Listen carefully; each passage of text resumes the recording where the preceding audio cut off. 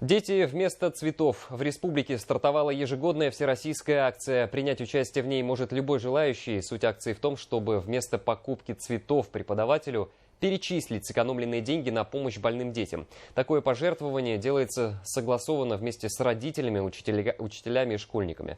Подробности в материале Динары Таймасхановой. Ложись.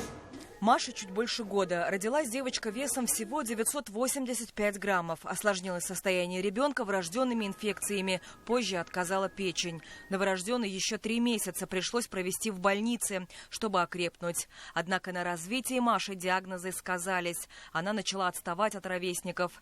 Вот уже год вместе с мамой малышка занимается в центре реабилитации. Маша пошла уже от сверстников она уже не отличается в физическом плане. Единственное, мы немножко не говорим, а так все хорошо. Если бы не занимались здесь, то, конечно бы, отставание было.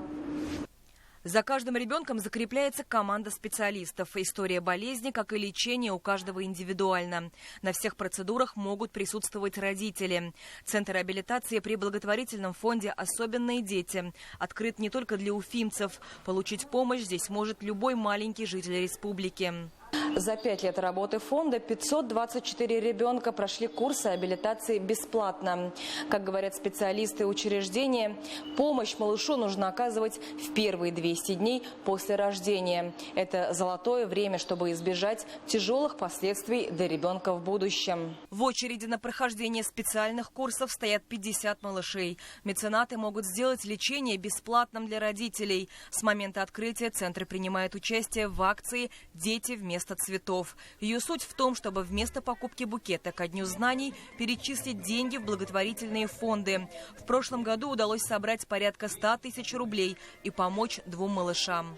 Мы всегда подчеркиваем, что участие в этой акции, оно должно быть добровольное. То есть они должны принимать решения, учителя, школьники, родители, совместно, осознанно, то есть чтобы не было никакого давления, потому что мы понимаем, что люди могут из самых хороших побуждений стараться помочь деткам, но иногда это может вызывать какой-то негатив.